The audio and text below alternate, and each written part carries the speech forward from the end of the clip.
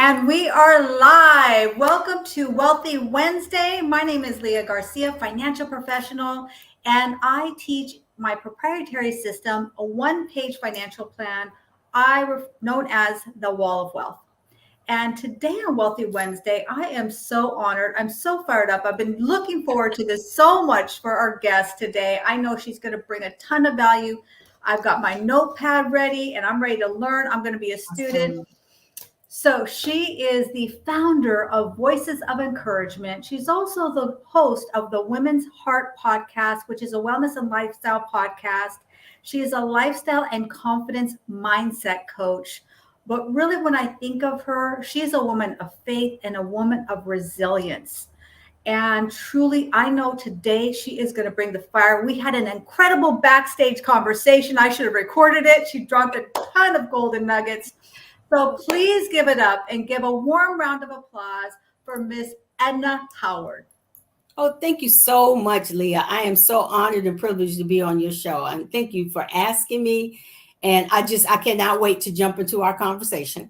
Absolutely. You know, I just really believe that it's about the collaborations. They say a rising tide raises all boats, but only if your boat is in the water. And what I mean by that is you got to get dirty. You got to roll up your sleeves. You got to come and be a willing participant, because people who just sit in the background don't always get all the juice out of the orange. And so what I love is that this collaboration is really authentic. I've learned so much from her. If you haven't seen her Women's Heart podcast, you got to check it out. There's so many incredible topics. And what I love, Edna, is that you really talk to, and when I was on your show, I really got this too. And I saw that you did it with everyone. It wasn't just me. But you really focus on the before. You really allow your guest to walk their journey through your audience. And I think that's so powerful because we all see the after, right? We're here now and we're a little more spit and polish, but we all had the before. We all had that messy time. My first video was about a year ago, and I did it reluctantly. My business partner took out a cell phone and he said, Leah, you've got to do a video. And I was like, I'm not doing this. I stood there and said, hi, my name is Leah Garcia, financial professional. And I mean, that's literally. That's how you started. That was your journey. Right. And I leave it there because what? I want people to see we all start somewhere. Right.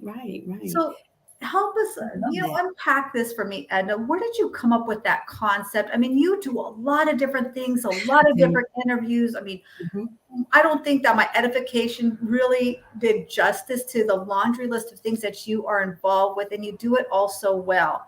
Oh, so how do you really, what gave you the idea to talk about the before? Because I don't think that's very common.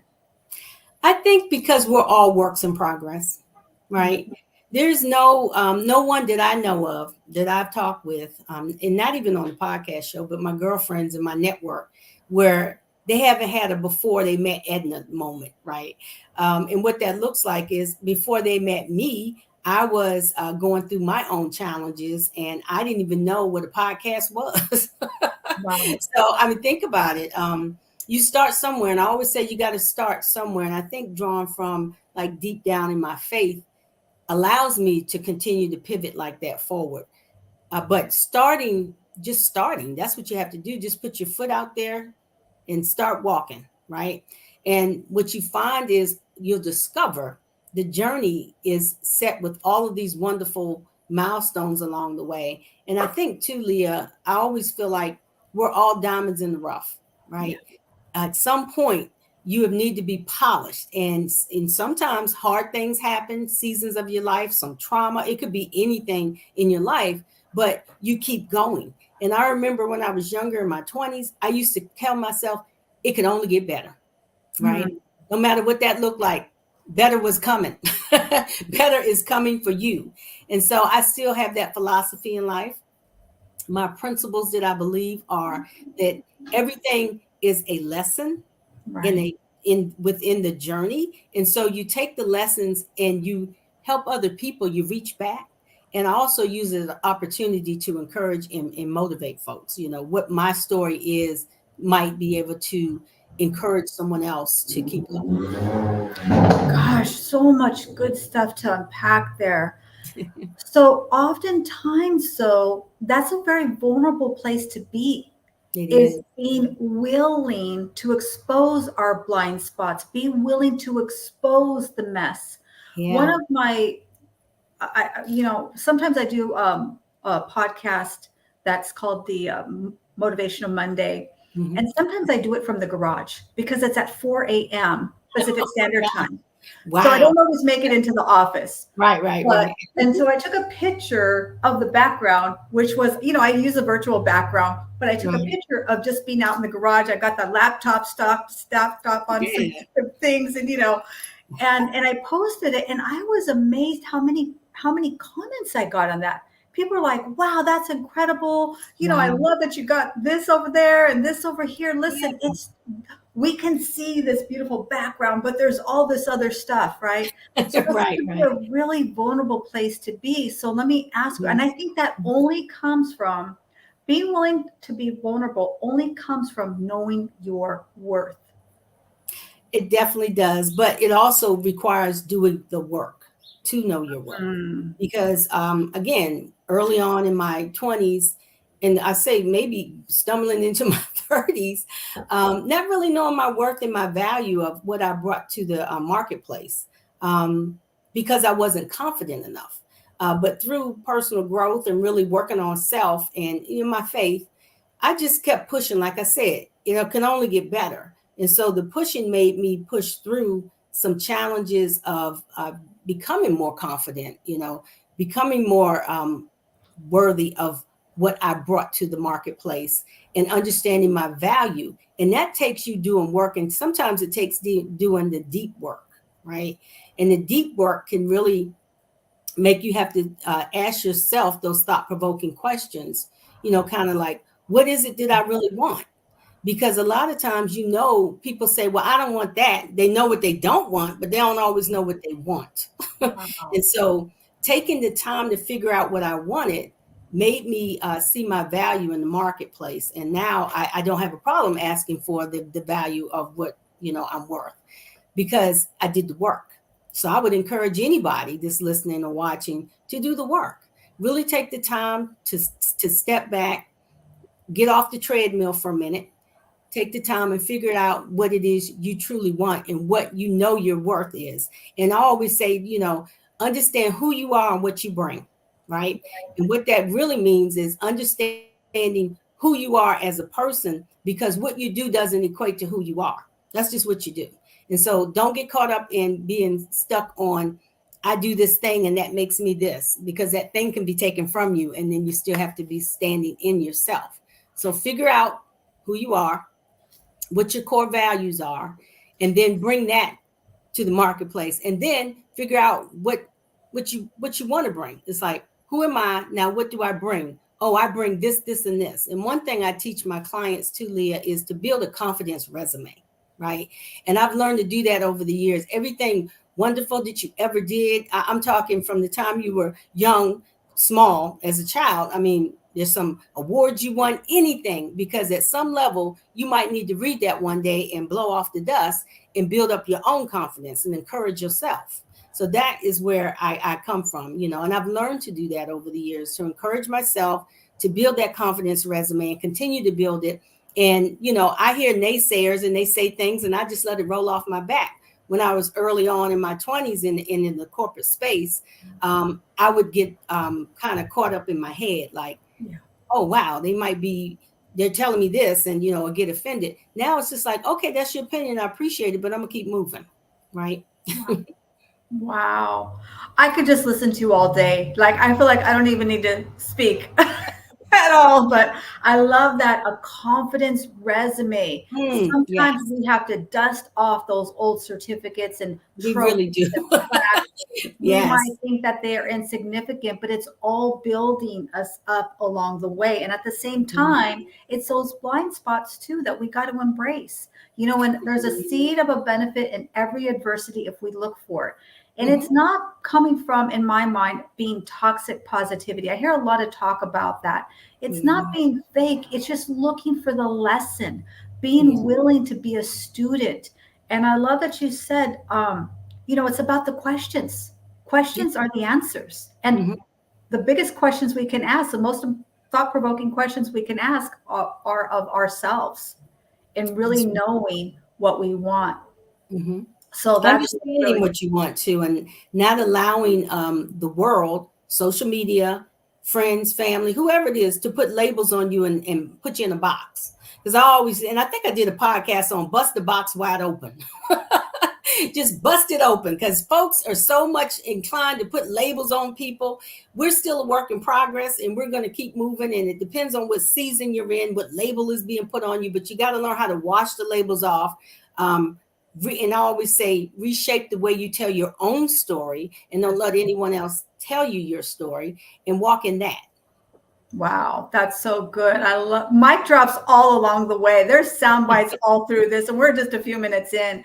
One of my good friends, Brenda Lisa Costa, she put it this way.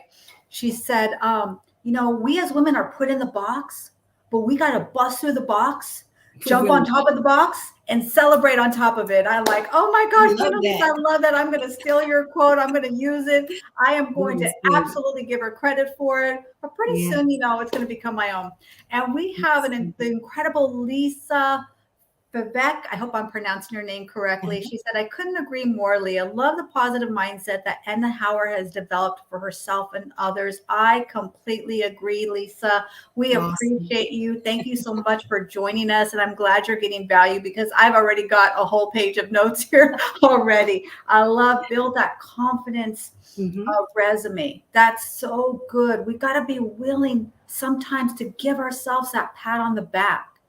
We really do. It's what I call learn to encourage yourself. And it tells you that in the word. David encouraged himself. And so I really believe that is part of our journey, is to learn to encourage ourselves and not wait for someone to come. Because realistically, nobody's going to come and turn you on in the morning, right? You have to get up and get yourself up and get yourself ready to go and get yourself geared up for meetings and whatever it is you're doing. Whether you're an entrepreneur or in corporate America, you're doing something. You're in the process. So no one's, other than your alarm clock, no one's going to come and say, get up and you need to do this and you look amazing. You got to tell yourself that. I mean, there are affirmations right on my mirror that I say every morning to myself. To keep me going and keep me positive and moving. And another thing I'll add to that is staying in a rhythm. Get yourself in a rhythm. Like it's hard when you try to work through your day without knowing exactly what you're going to do for the day. Have a rhythm. And you create that the night before. And I think that was instilled in me many, many years ago when I first started in the federal government, like in 1994, to have that rhythm every evening, to create something, a space to say, this is what I'm going to be doing in the morning. I'm going to hit the ground running. But you got to have a routine. That routine and that rhythm is what I think helps. That is so key. I totally agree. Dr. Benjamin Hardy says, never end a day until it's finished on paper. Every single night, I reconcile my day. I put 3 wins, 3 things I can improve on. I do my 3 gratitudes. It's not some kind of a rote routine. I really look at that day and what happened, that detailed. It could be, sometimes a business partner, he'll make these smoothies. Maybe I had a wonderful smoothie that day, or it could be something, with my precious grandson. And then I put my top 3 priorities. We all have a long laundry list of things we need to get done, but I put the top 3 that are like, have to, no matter what, before I'm done, these things got to get done. So I love having that, setting your day up in advance. That is so, so key. It helps so much. And I remember too, Leah, there was a friend of mine who said she does what's the most important thing to do, right? Because we are going to have all these priorities, but now you got to prioritize the priority. So what does that look like? And what are the top 3 things you need to get done throughout that day? That's awesome. Yeah. You kind of touched on something. I want to rewind a little bit. And because I think this is something that I know I struggled with this, and I think it's something that could resonate with a lot of women. How do we begin to really give ourselves those accolades? How do we really begin? Maybe if our self-esteem really isn't quite there, and we've had a lot of people pour some of their own disbelief and their, limiting mindset and stuff, and maybe we think that we don't look good enough, or, we got this weight and that. Where do we begin to start that process of starting those positive affirmations and really embracing we'll have something that we're good at, we'll have something that is beautiful about us? Right. So if someone's really struggling with that, where could they begin? I think for me, and I can only tell you my story where I began with listening to motivational, at that time, tapes. Speakers like Les Brown, Lisa Nichols, those people that are already, they have went through a challenge themselves, and now they're reaching back and helping us figure out our stuff. And it really did start with that. I can tell you a real quick story. My mother-in-law was listening to Les Brown, and she was listening to his tapes, like when they had putting it in the tape recorder. And she shared a couple with me and my husband, and I just listened to his tapes like every day. He was funny, he was real, and he was a work in progress. And he talked about, your mindset and how you have to think and that kind of thing. So that really got me started. So for anyone that's out there that doesn't know where to start with all those podcasts that are out there. I always say Mel Robbins too. She's pretty awesome. She's a matter of fact type person, and she shares a lot of great gold nuggets on how to get motivated and moving. So start there. And then the books you read. Now I'm going to go through the motivational channels because I teach this in one of my workshops, the Confidence Blueprint, where you have different channels that you need to start with. You start with the books, you start with podcasts, you start with the list of your own affirmations that you want to write out. And I don't say overdo it and write 25 affirmations. Write down 3 affirmations that really resonate with you. And really put that on your mirror, put it in the kitchen, put it in your car, put it wherever you can see it every day. Read it to yourself often. Get it in your spirit. The other thing is using spiritual affirmations such as scripture. I use scripture. I can do all things through Christ who strengthens me. I'm more than a conqueror. Greater is he who lives in me than he who lives in the world. There is so many ways you can create affirmation. It could be spiritual affirmation. It could be an affirmation just to encourage yourself. I am powerful beyond measure. There's so many out there. So starting there, I would say start first with listening. Start also with the mindset of affirmations, because sometimes you have to trick your mind into believing it. And what that means is repetition and saying it over and over and over again to yourself. Your subconscious doesn't know what's real. So if you're telling it as you're sleeping, right before you go to sleep, say it to yourself. I do that. I say the thing to myself, the affirmation to myself, and fall asleep and feeling like, wow. Waking up feeling like, wow. So that can be part of it. The other thing is, who you are surrounding yourself with. That's very important. I call it your tribe. You have to have 3 categories of women or people in your life. I say the excited, the motivated, and the inspired. And the grateful. That's a bonus. Having those buckets and categories in your life of people that can pour into you will help you begin to pour into yourself. Wow. Oh my gosh, this is so fire. I am so elated right now. We have a LinkedIn user. I'm not sure who you are. It says, love me some Wealthy Wednesday. Thank you for joining us. If I can't see your name, but go ahead and type it in the chat. We'd love to give you a shout out. So, it's so true that who we surround ourselves with, but I love the way that you put this, because we have to have a filter. Like, what are we looking for? Right? We've all heard if you don't stand for something, you'll fall for anything. But at the same time, it's about the people that we want around us. So now if we know who we're looking for, it's a law of attraction. Those people will start to appear, or you will start to see those attributes of the people that you're surrounding yourself with that maybe you were not really aware of, and you can really highlight that and really benefit from that. Iron sharpens iron. So, but I say it destroys butter. So we don't have no butter around here. We're iron. We're bringing our A game. That's right. I want to ask you some a little more serious questions, though, if I could. because we talk a lot about resilience and truly the reason I really wanted you on here was to really, when I heard your story and all these amazing accomplishments, all the value you're bringing, I really wanted you to highlight some of your resilience. And so I want to know, and how does adopting a resilient mindset affect your approach to financial and setbacks or challenges? That's a really good question, Leah. I think first of all, I think it enables us to bounce back, enables me to bounce back quicker. Learning from that mindset and adapting any strategies around it. I call it bounce back ability, BBA. So really adopting a resilience mindset is fundamental to your transformation to face any financial setbacks.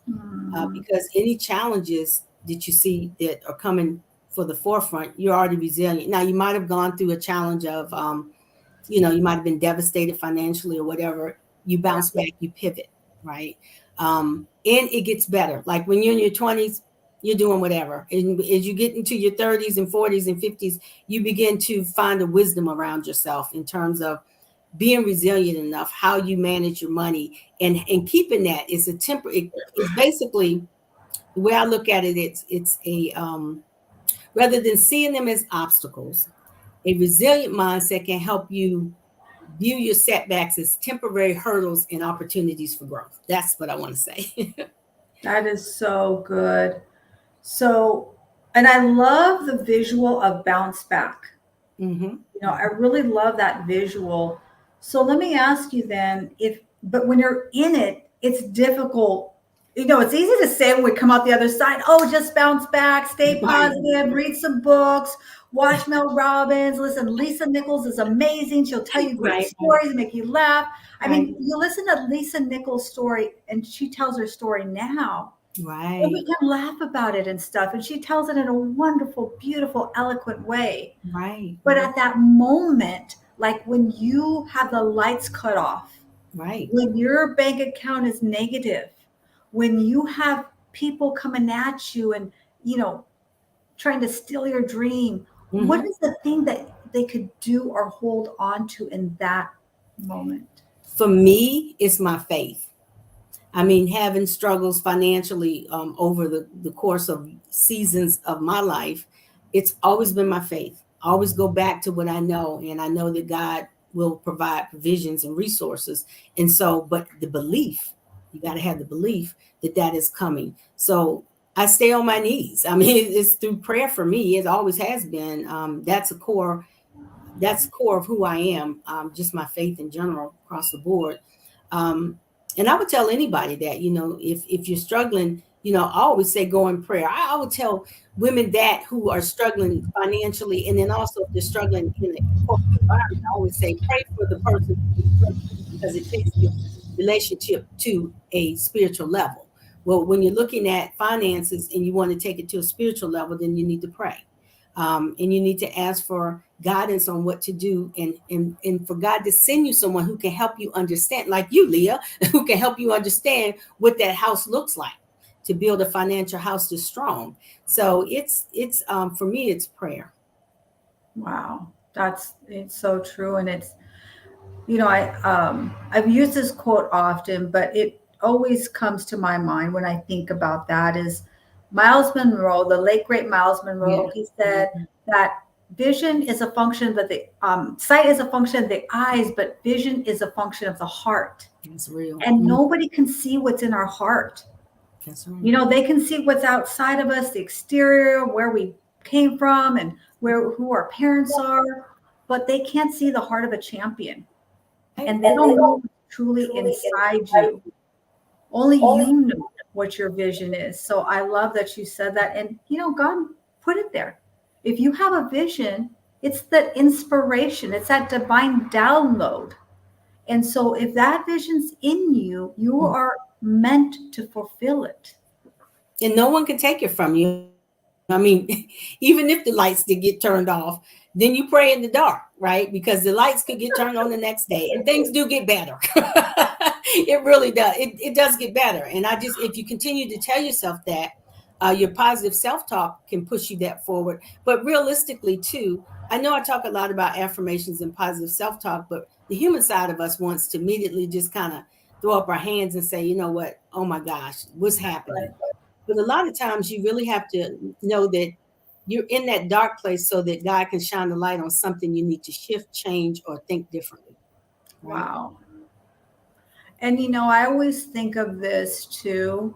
We don't know who's watching us, but That's somebody right. is always watching you, no matter where you feel that you are in that book.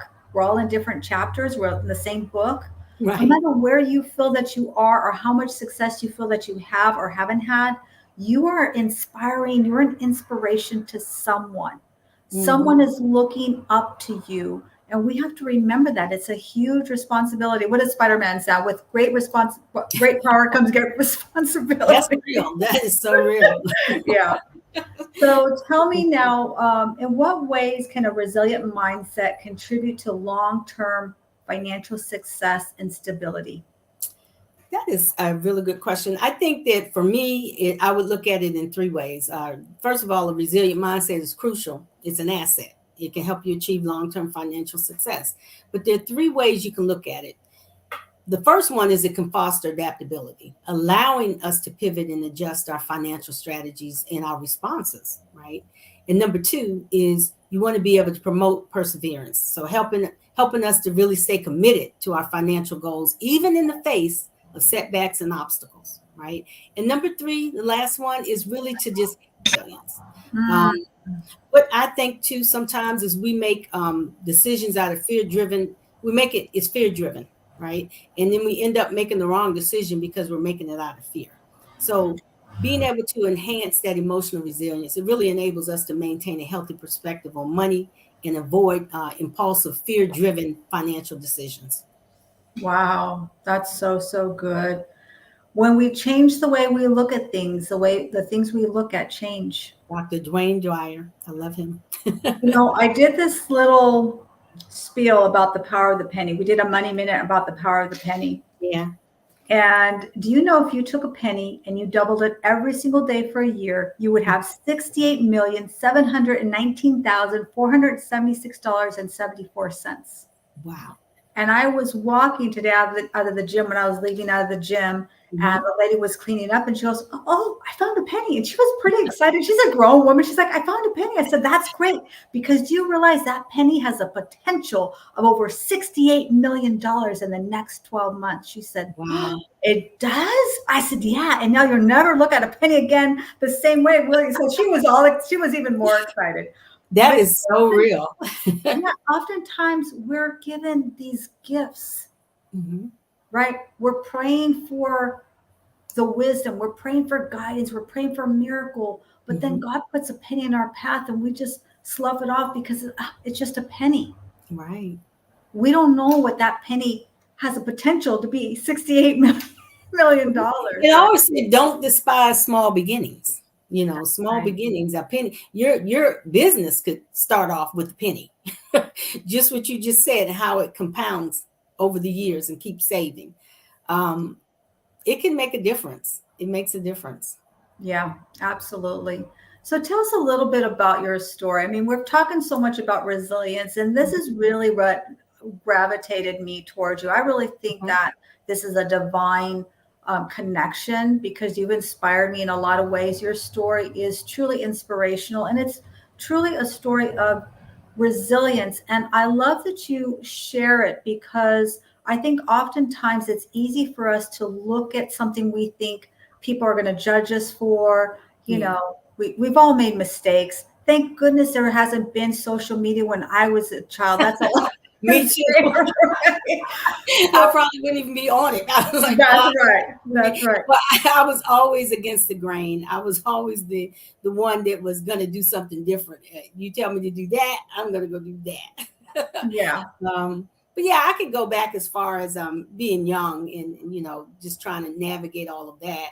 I had my son very young. I had him when I was in 16, and Wow. so with that said, my mom said to me, I can make this decision for you, but I'm gonna let you make the decision yourself. But whatever decision you make, I'll stand behind you 150%. Wow. And so she never let up on that. She helped me get into the federal government. She told me what to do. She said, because she was in the federal government, she said, look, why don't you go up to DC and take that's at that time you went to take the federal government exam, Right. the civil service exam. So I did. And I didn't pass it the first time. And so she said, you go back. So my mom was really wanted that. She was pushing me always, because first I finished high school. There was no question that I was going to finish, because she was like, oh, okay, well, this is happening. The whole neighborhood rallied around me and helped me with raising my son. So she said, okay, you've graduated. It's time to get a real job, not go to the retail store, work at McDonald's. You really need a real job. So I said, okay. So I went and took the test again, and I passed it. She knew the results before I even got back home, because I was still coming from DC. And at that time I was taking the Greyhound bus. And so I got home and she said, you passed the test. Go ahead and pack your stuff up. You're going up to DC and you're going to go stay with your sister. And there was no question. And Leah, when I jumped on that bus, that was the best decision I ever made, to get on that bus and go work for the federal government. I stayed with the federal government for 11 years, figured out that I was smart, and decided to go back to school to get an information technology degree. So I did. So I pivoted again. I got out of the federal government, got the degree, and went into the commercial side. And on the commercial side, I worked for companies such as Citibank, ExxonMobil, Booz Allen, you name it, the top companies.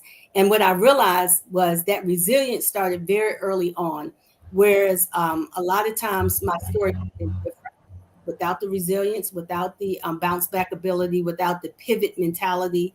But because I had a mom who was really like, I'm going to let you make this decision for yourself. And from that point on, even though I was very young, I had to make the decision that worked for my heart. And so I did. And from there, I just always drew from that. I said, if you could get on the bus and come to DC and find your way through DC and get a job and navigate the landscape, and not just get a job, but get the job, like working at the Smithsonian Institute and then working at FEMA. Then from there, I went to the Department of Education. I worked in the General Counsel. I worked for the Office of the Secretary. And what I found was the presence of God was with me wherever I went. And I always believed that I could do anything. And so from that belief, I was able to project from office to office without looking for a promotion. People were coming to me. They said, hey, we noticed your work. We really think that you could work well up in this office. Why don't you come over here? And so before I left the Department of Education, I was working for the National Education Goals Panel, which is an arm of the Department of Education. And from there, I went to the administrative office of the U.S. courts. And from there, again, it was just like being positioned. God was positioning me all along the way. And in my 1996, Leah, that's where I pivoted and went out and decided that I was going to go back to school, and I did, and got in that commercial side, and the rest is history, really. I mean, I became an entrepreneur, but I always remembered everything that I did built up to the moment that I was able to step out as an entrepreneur. I have about 30 years of corporate experience under my belt, and also government contracting. So I look at that as a way to be able to pour into other people now. So many people come to me for advice about different ways to navigate the landscape in different environments. And I'm just grateful that my story is my story, and I can't turn around and take that back. I wish I would have did this. Everything that happened was necessary. It had to happen for me to be where I am right now. Yeah. See, that's exactly what I'm talking about. That's exactly what I'm talking about. You know, there could have been a lot of shame, a lot of judgment that you could have put on yourself, that you could receive from other people and allow it to stick to you. Yeah. But your mom was genius.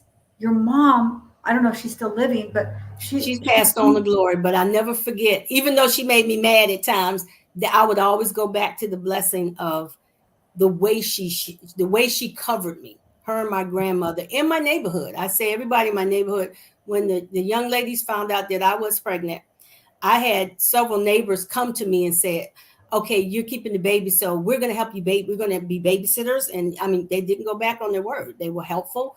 I finished high school. I did everything in my power to make sure that I was going to shift to the next level, because in my head, that was not going to stop me. That was just going to propel me. Wow. See that? just brings back Cassandra Terry, The Voice Within Wins, and she's got a new book, Soar, and she's talking about the 4 P's, propel. So I got to give her a shout out, because that just stood right out to me. I love that. And your mom, she set expectations, but also she set standards. Mm-hmm. Like there wasn't a negotiation. She's just like, this is what's going to happen. You're gonna keep the baby. Okay. Well, you're graduating high school, so you better figure it out. Right. Check. Right. So that was, and I know it sounds like, I pivot, but I did struggle with my confidence. I did struggle with shame. I struggled with all of those things that you struggle with when you come up and bubble up in society as a 16-year-old with a baby, right? Mm-hmm. So you do struggle with that, but because of me wanting to get better and to think about myself better and to bring my full authentic self to the picture, it was a self-healing on the inside to continue to, climb and go and be and move and do the things I had to do in life. And part of that, I can't leave that part of my story out, Leah, because that's who I am, and I always say my son was, he was the wind beneath my wings that made me propel to work even harder. You used him as your inspiration instead of your excuse, because a lot of times those challenges could come to people and they could say, well, I could have graduated high school, but I'm a mom. I could have went to this and get a government job. And you didn't use that as an excuse. You used that as your inspiration. And I think that's gold. It truly is. And that's why you're so inspirational. And because you're willing to share that. For me, after 19 years of marriage, I was going through a divorce, and I put that shame on myself. I didn't tell people about it. We don't want them to know. Yeah. We don't want people to know. I started working in a different area, so people there didn't know me. And then I realized that the people who were going to judge me and not want to be associated with me were going to be that whoever they were, right? Mm-hmm. And once I just accepted that, that's when I started to have success, because that's when truly your mess can become our message. And what I realized is that I wasn't the only one. Right. That's real. I'm not the only one. There are a lot of women who've gone through something, or maybe their spouse passed away, and now they find themselves head of the household, having to reinvent themselves, later in life and find a career. So when I was willing to understand that, I think that's when we can inspire people. I think so. When you are able to authentically stand in your truth, resolute in your truth, who you are, and not apologize, owe anybody any explanation for the challenges you had and overcame, and being in that arena. It's like getting in the arena. There are other challenges along the way, but you learn how to pivot and navigate that. And if you can overcome one thing, you can overcome the next, and you can overcome the next and the next and the next. And so you just keep stepping in it. And that's what you did. Yeah. I'm really curious, as a young mom, doing all that you did. I mean, you were really in corporate when there probably were not a lot of women in those positions, and probably not women of color in those that's a good one. And as young as you were at this time. So I'm really, really curious if you ever struggled with or felt like what they call imposter syndrome. You're here in this room, in this boardroom, you're probably a presenter, a speaker, you're a boss of people who are older than you. Mm-hmm. And now, would you ever question, like, gosh, how did I get here? Wait till, if they really figure out who I am, they're going to. What was she been up to? No, I did. I struggled with that as well. But at the time, in my 20s, I didn't know what that was. I don't even think we coined the phrase until maybe later in the season of my life, where I started hearing this imposter syndrome. I was like, maybe that's what I was feeling. But I think through great mentors and people who were kind, like really kind, I have had some really kind supervisors. Now, keep in mind, I've been in corporate and the government for over 30 years, right? So I can count on my fingers the bad bosses, and there weren't many, but I have had some really amazing people that were pouring into me, and they were always like guiding me and showing me the ropes and that kind of thing. Wow. And even though they were showing me the ropes, I still really did struggle with my confidence in my personal persona, which meant I saw myself one way, they saw me as another way. Like, because I always, when I went into the federal space and I started working first at the Department of Education, I started working for Schedule Cs, which means those are the president appointed folks. So you had to be on your P's and Q's to do that. So I was always extremely professional. But I always had people would guide me and show me like the next, and then open doors. And I think through those open doors, I realized people were seeing me for who I truly was in terms of that executive level presence, all of that. But because I struggled on the inside internally, I was very humble. I didn't always accept that was what other people saw. But as I grew older and as I grew more wise and as I did the work and I did the self work and the seasons started to change and I began to see myself like other people saw me from that perspective. So I stayed there.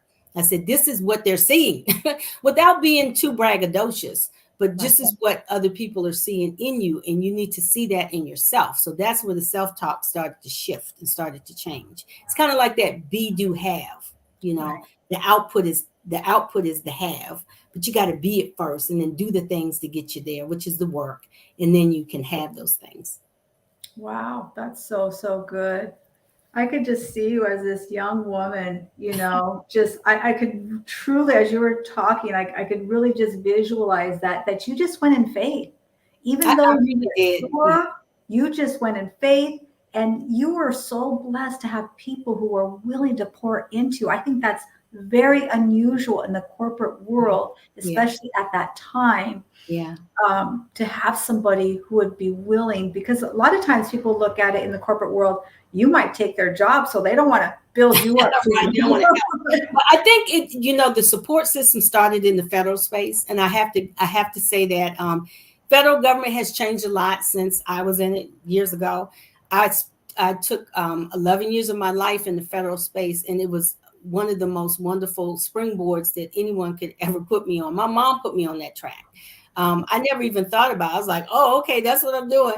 But once I passed that test, I was out there. And the funny thing about it, Leah, is I knew nothing about DC, but I was catching the train and I was getting lost and I was getting on the bus and I didn't know where I was going. And my grandmother would say, I have never seen somebody have no idea where they're going and figure it out.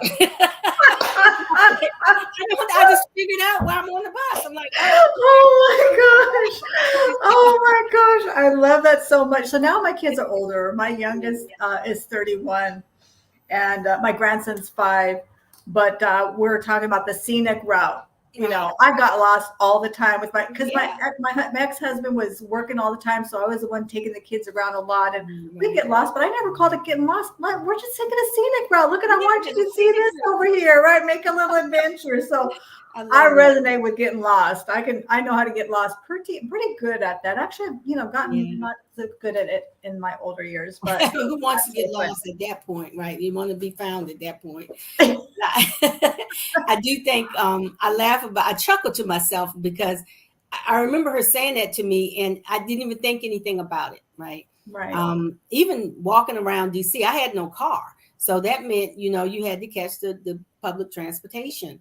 And what that looked like for me was this was normal. It's like, okay, this is what you got to do. And this is how you're going to get to work. So you need to find your way. What is it that you're doing?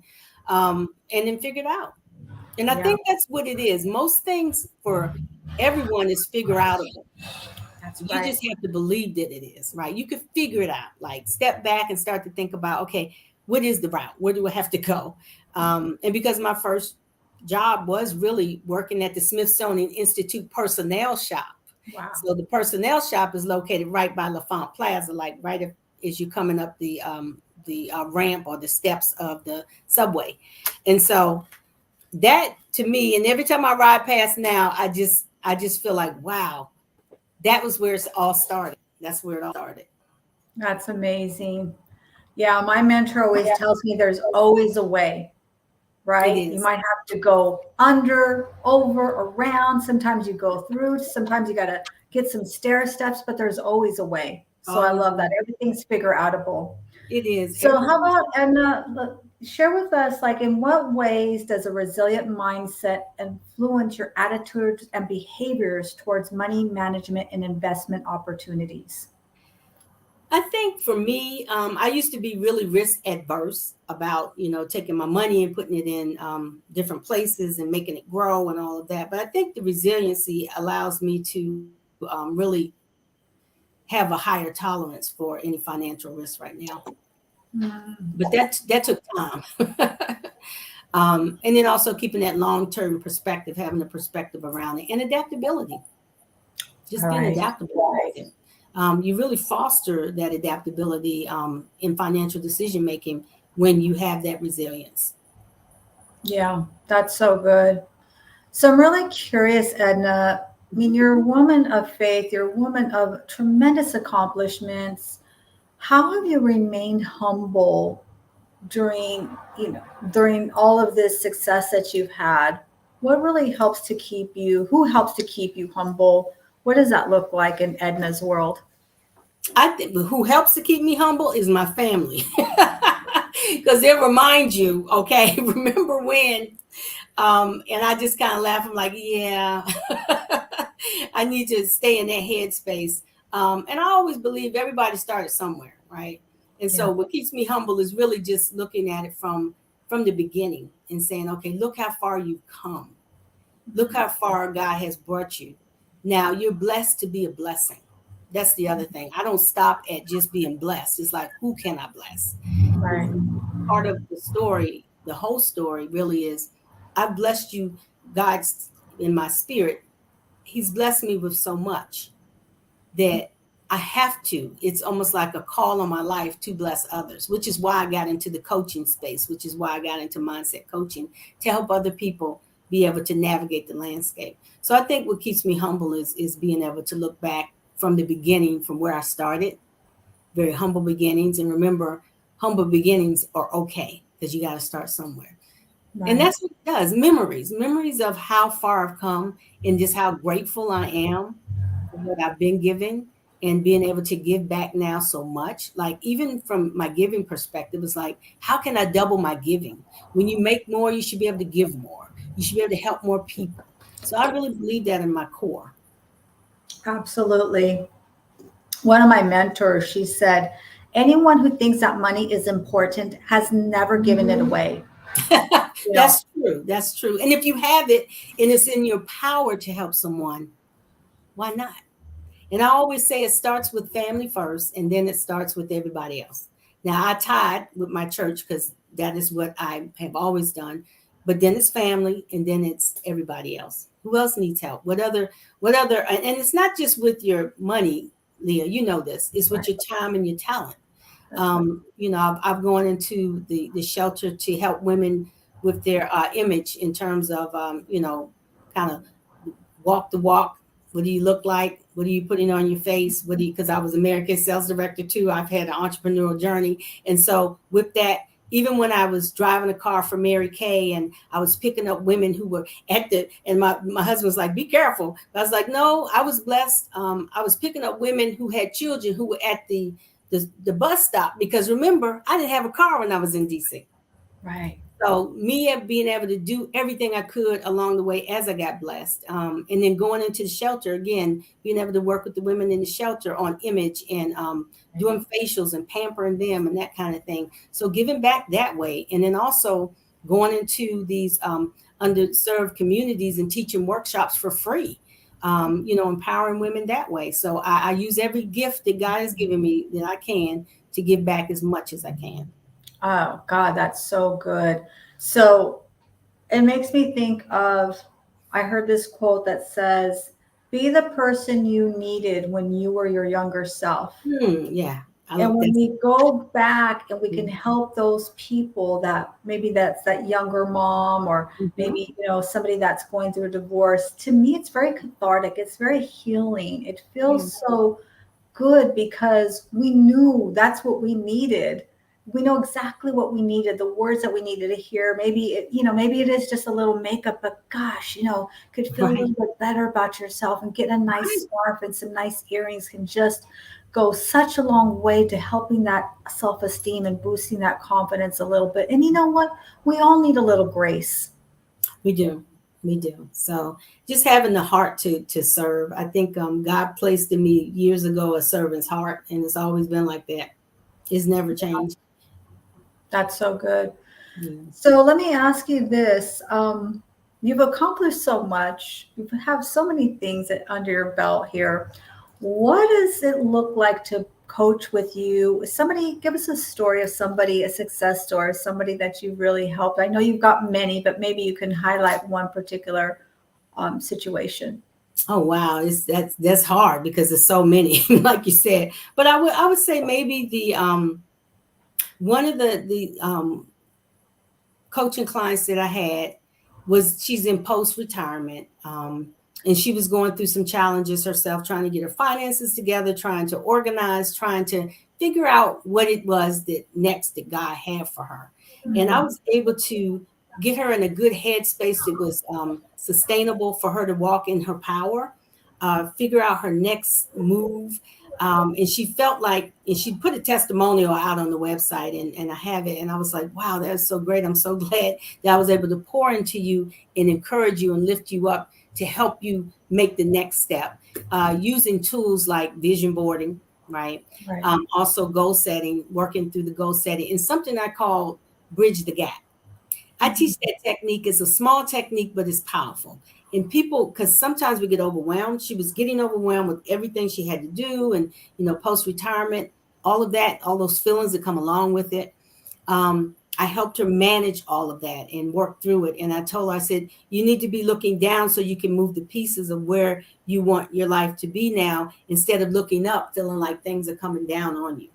And so the bridge the gap helps you. It shows you write your goal, and it's 3 steps. What are the steps you need to do from going from 0 to finish? What does that look like? So you do that with each individual goal. And I taught her that technique, and she still uses it to this day. So to see her be transformed and be walking in her power right now. And I see her all the time because she goes to my church as well. And I just feel like that was one of the testimonials that I really felt like I really helped her. She said, I really helped her get her thought process together. Wow. Yeah. That is transformational. Yeah. And you really can't quantify the feeling. I mean, obviously she's going to compensate you financially, but it's that gift of what you're seeing, watching that flower just bloom and blossom. Mm-hmm. And now she's going to take those tools, and she's going to take herself and take her future to that whole next level. Yeah. Right? I mean, that's got to be such a tremendous feeling.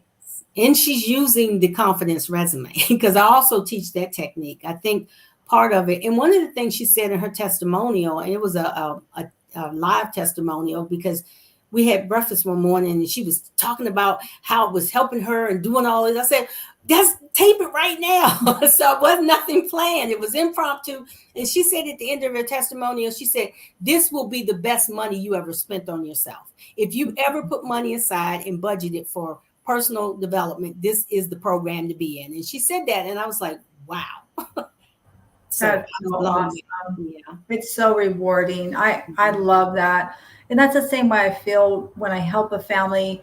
I always start with the beginning, with the end in mind. Yeah. So I talk about their living trust, and then we reverse engineer what that's going to look like to get them there.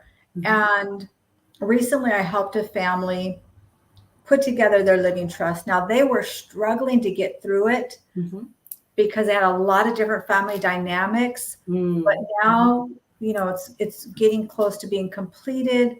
Yeah. And you can just look at their sense of self-satisfaction, like, wow, I actually did this. And it's just so gratifying to be a part of that process. So that resonates with me so much. So we're kind of winding down here, getting close to the top of the hour.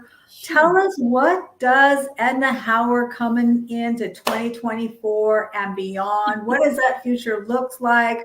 I don't know what else you could still have left to accomplish, but obviously there's always a next level. So what is this next year and beyond look like for the amazing Edna Howard? I love that. Thank you for saying that. That's so funny.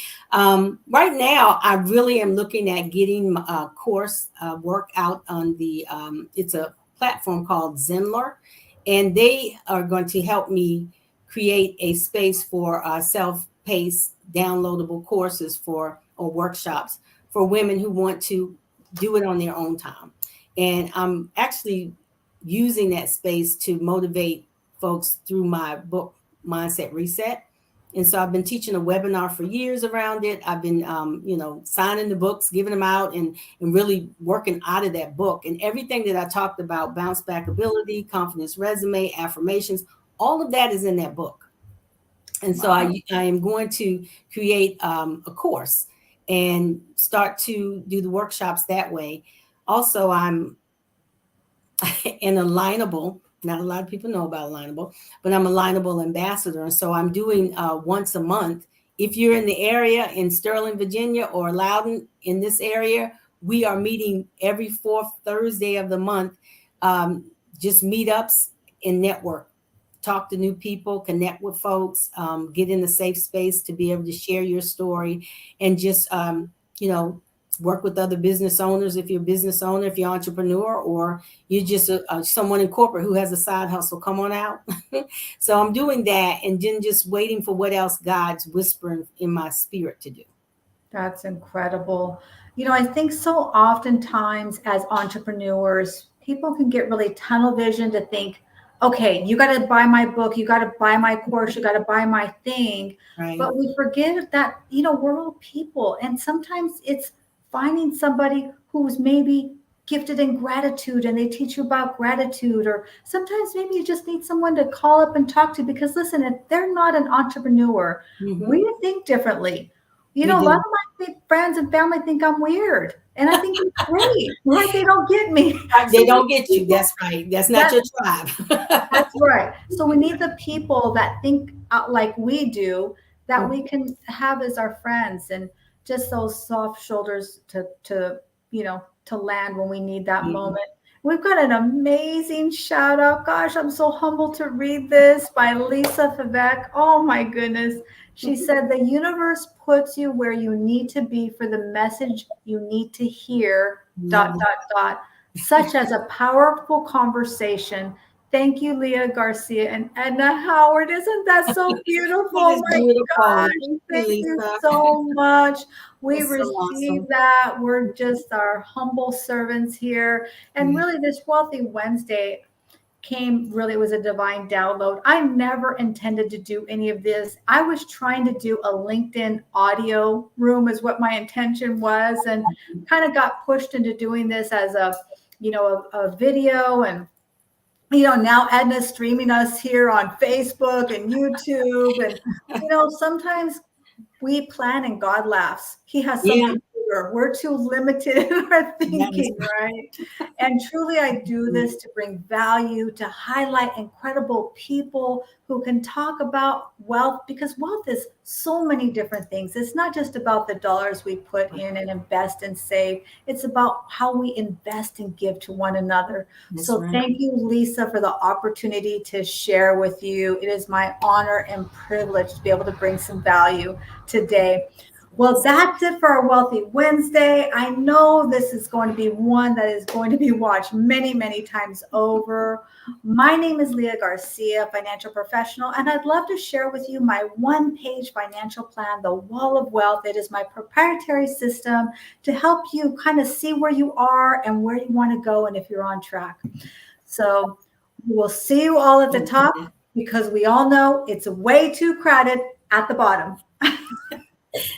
Excellent. Love that.